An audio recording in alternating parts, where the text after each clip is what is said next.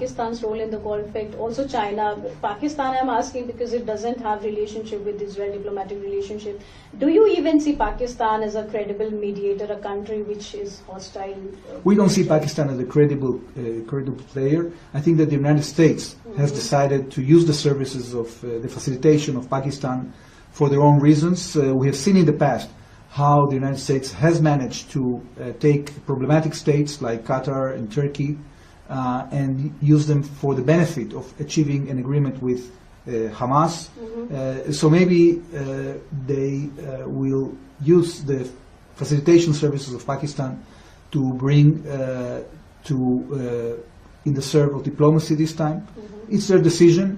For us, it is very important to stay in sync with the United States when it comes to the substance and the essence of the outcome we want to see.